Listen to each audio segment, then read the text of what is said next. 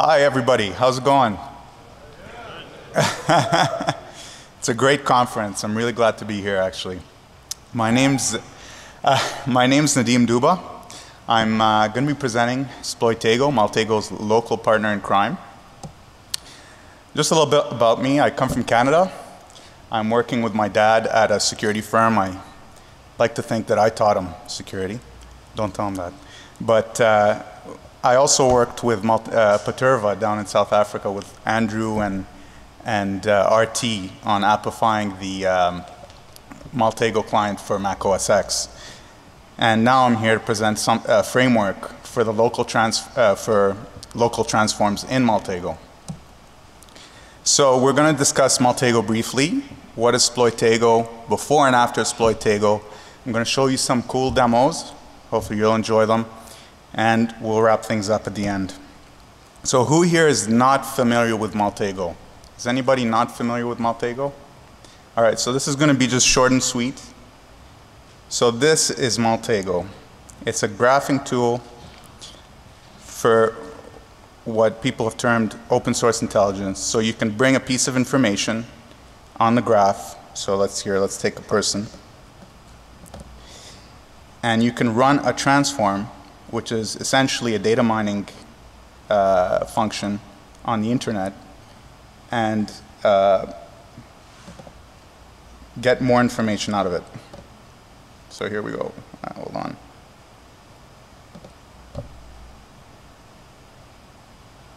So that's it. So these are called entities, what you're seeing on the graph here. And so John Doe apparently has a whole bunch of emails. This is all fetched from the internet. There's no penetration on any system. It's all open source. So Google, PGP, whatever's available. And by the way, this just ran on a server on the internet. So that's what we call a remote transform.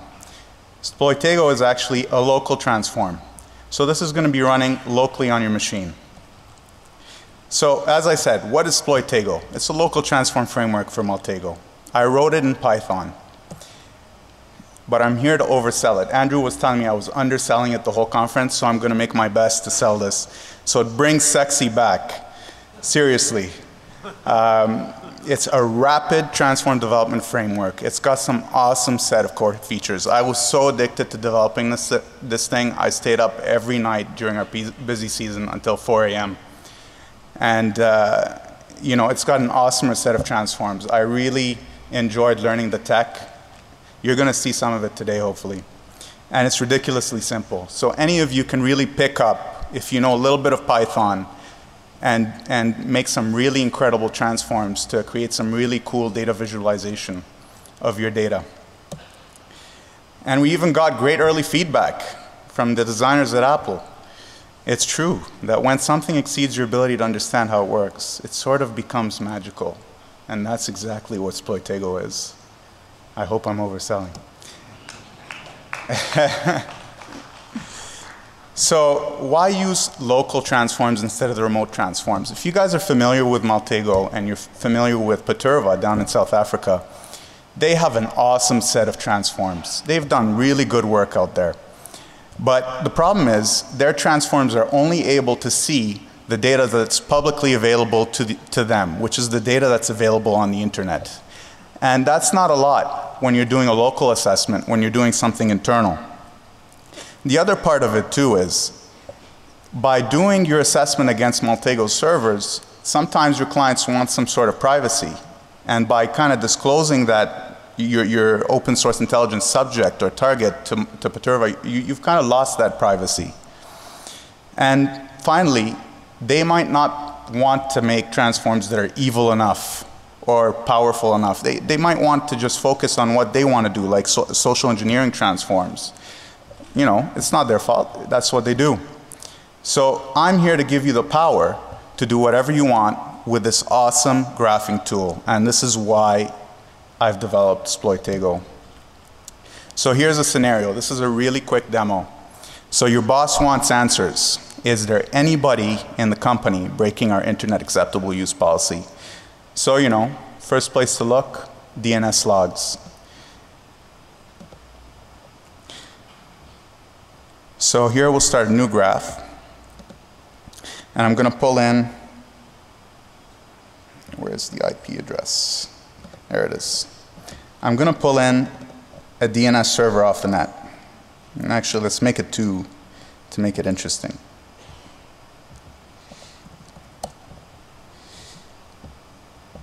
And what we're going to do here is I'm going to use Sploitego transform that essentially does DNS cache snooping. So if anybody's not familiar with DNS cache snooping, when you do a DNS request, it's recursive in nature. And if you turn off, you have the ability to turn off that recursive nature in DNS and essentially figure out what's cached on those DNS servers. So let's do that. So now what this is going to be doing is it's actually going to be going to the DNS server, hitting it with DNS requests with the non-recursive bit. And it's actually going to use the Alexa top 500 list. This is actually customizable. You can use any list you want. For this case, I'm going to use Alexa top 500. So here we go. We got some results back from one server. We're still waiting for the next. So just to save a little bit of time, I'm going to Martha Stewart this thing and get you a pre-cooked graph. And so this is what your data would look like. I know it's really hard to see. You're not going to see anything. But let's put it into bubble view and make this data really come out. And check it out. What you're seeing here is essentially the work of 2 transforms. So if I go back to this one graph here, one transform that I forgot to show you is that you can actually change this type. This is not the transform itself, but if you change it to website, and then you go to reconnaissance, I've actually included 2 site categorization transforms, one from Blue Coat and one from WebSense. By right-clicking on that, you'll be able to get the site categories. And so this is what you're seeing in those big bubbles. The bigger the bubble, the more sites that are pointing to this piece of information. So if I go to my entity list and I see incoming links, you can see the internet's most popular site categories right there. So that's a little demo. So now, why Sploitego? Well, let's take a little look about how we create local transforms without Sploitego, because I've seen a lot on the internet before Sploitego, the nightmare. This is our development checklist. So you got to learn Maltego's local transform spec, which is an XML messaging system. You got to develop the transform, input parsing logic, data mining logic, XML serialization, some debugging facilities if you need them. Then you need to install, configure, and maintain the transform. And optionally define an entity. So let's go through this. We write the code.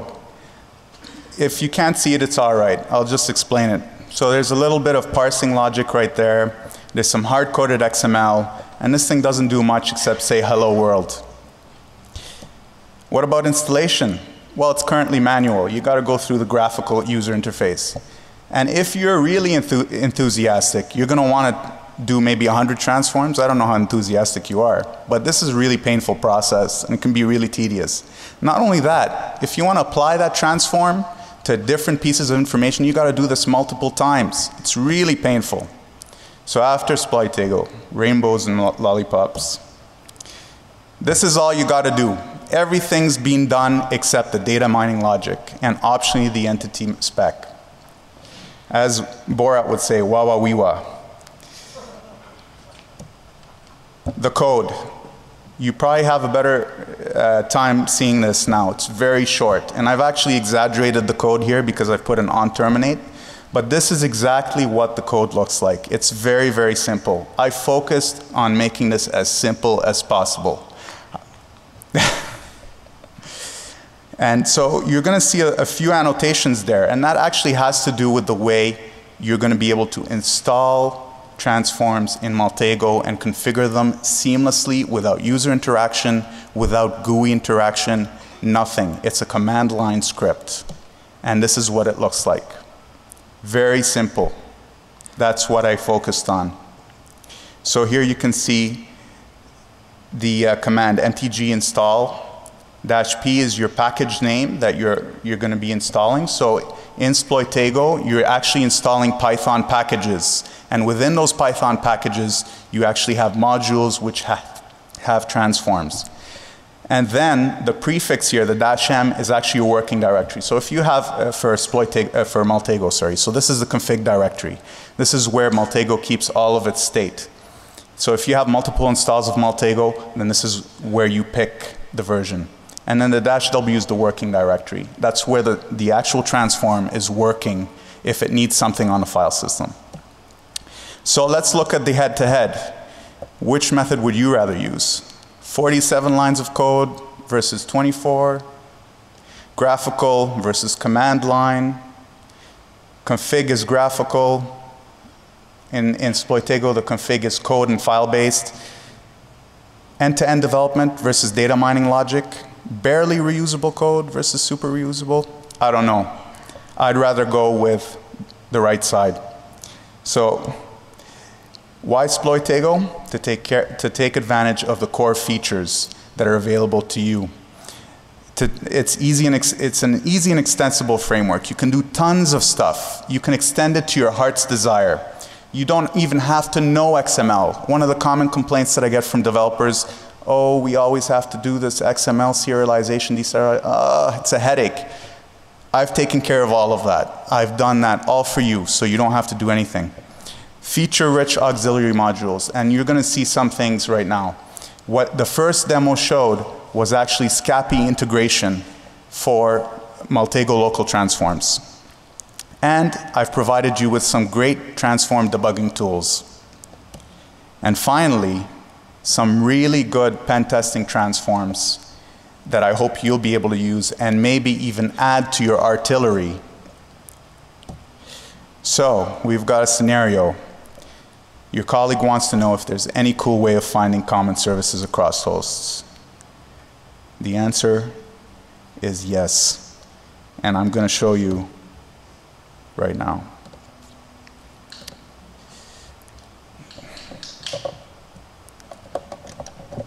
So just give me a second here. I'm just trying to hook up my second laptop.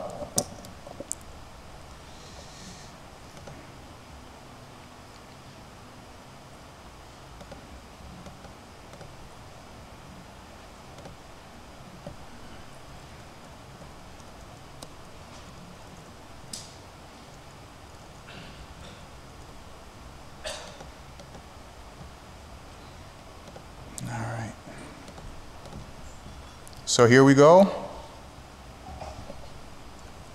This is my target machine.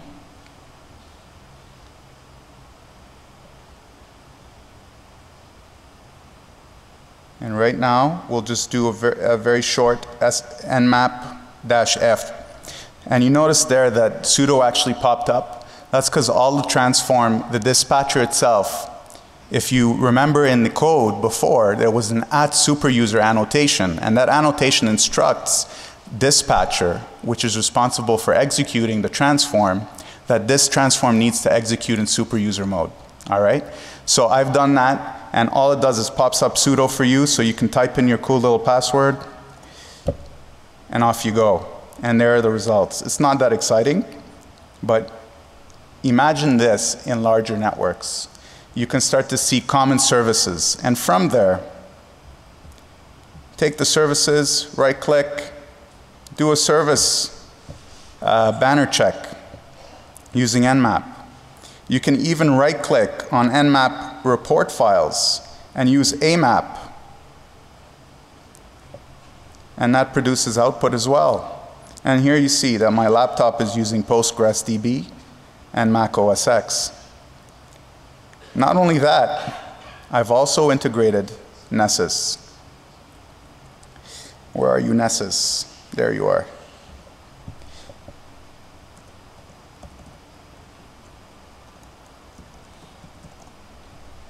And so it pops up with the policy that you want to run. And here is the proof that it's running. So nothing exciting yet, but there it is, Nessus and Nmap integration in Maltego.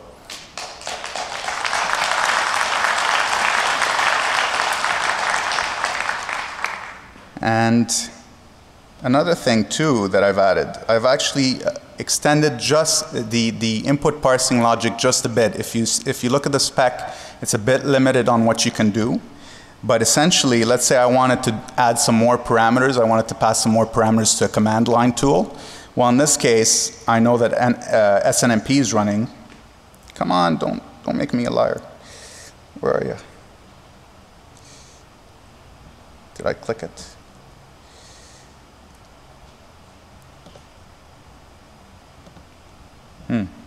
1 second.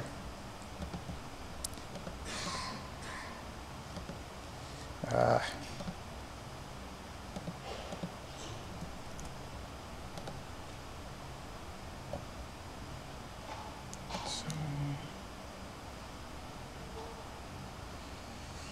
can't see anything on this, so it's probably disappeared. There we go.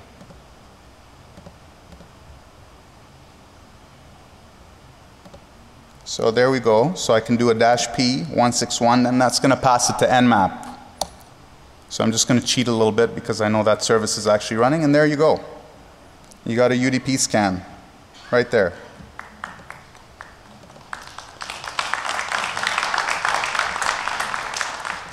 And so from here, you know, we could have done a service check. I know it's Nmap, but let's just pretend this SNMP string is not there. I can do an SNMP brute force. And what this is going to do is, like every other transform, I've provided the ability to configure lists, to configure different options for this to run. And so here I've provided the regular Nmap word list, and there you go. You got your SNMP strings, community strings. And you'll notice that there's 2 of each. That's because I brute force both version 1 and version 2C. And so pick your poison, right click, and I've got a whole bunch of transforms there to do some kind of some mining from SNMP. 2 location, 2 person, 2 routes. So what you can do is, if you figure out your SNMP community strings, you can recursively run this transform, and you can figure out the route out the door. Or you can figure out the other routers on the network. It's simple. So I'll just do it all. And there you go. Where is this?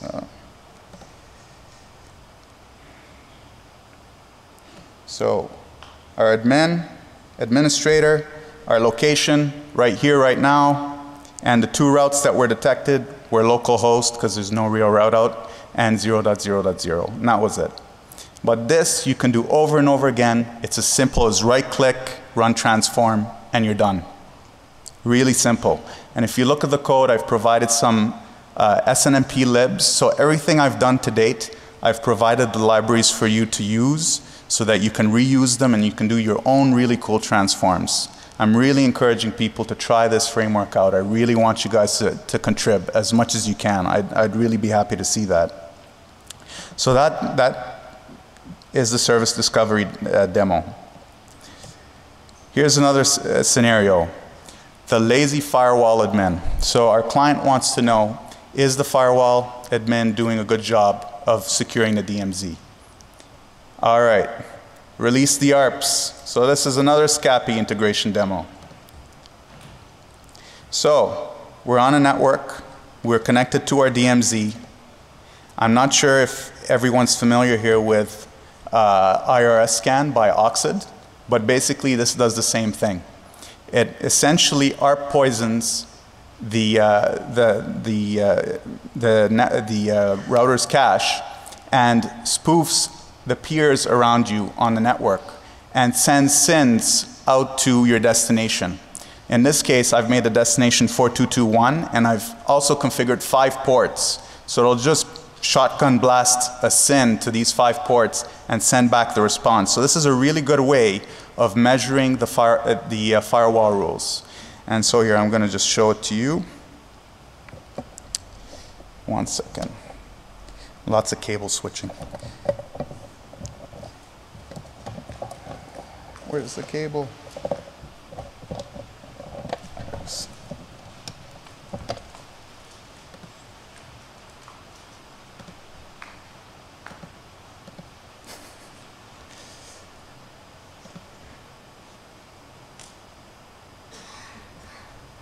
There we go.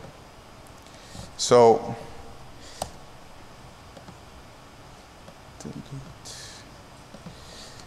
I'm just going to be a bit lazy here. I'm going to put a location down, so DEFCON 20. Right click. What is my internal IP? Pops it up. So now I know I'm on this network. Right click. And find, where am I? To neighbors. So this is what this will list basically, this will find the active neighbors in your network. And so we found just one, which is the router, and that's fine. And then let's just pretend that we found another one here. So let's put in 245.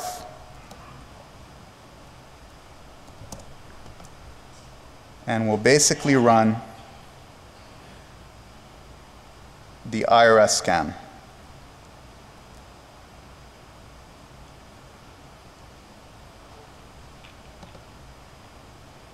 Come on. And there we go. So it spoofed 245 and it returned the responses. And here, if you just click on one of the port responses, you can see that the destination was 4221, the source IP was 245, and the port status was that it timed out. So it gives you a reason why it timed out. And here's 53, which is known for 4221 that it is available, DNS, and there it's open. So this is a great way if you have a whole bunch of IPs, you want to measure what each server has access to in terms of internet access out to the internet, or maybe to another neighboring network. You can run this on a net block and you can actually get all of the results. Now you're going to ask me, how do we actually put this in some sort of spreadsheet? So I've created the tool for that as well. So if we just do this, save our little graph, come here. So can you guys see this easily? I just want to make sure. Do I need to zoom in? Zoom in? I hear yes, so I'm going to zoom in. Sorry. All right, is that better? That's not bad? Bit better? All right, here. Cool? All right, so MTGX to CSV and IRS scan. It's going to pop out the graph results in CSV format. And so let me zoom out, and there you go.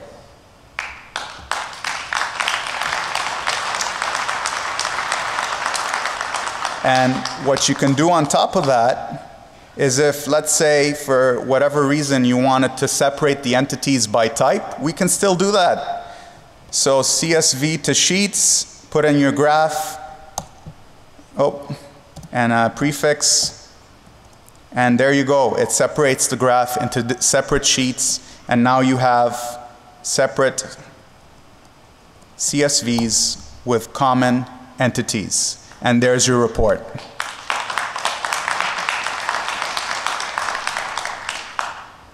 So,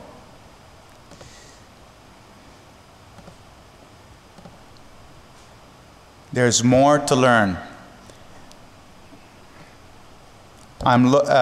We've barely scratched the surface here. There's tons of stuff that I've built into this framework, and I really hope that I'm going to get the documentation out as soon as I can.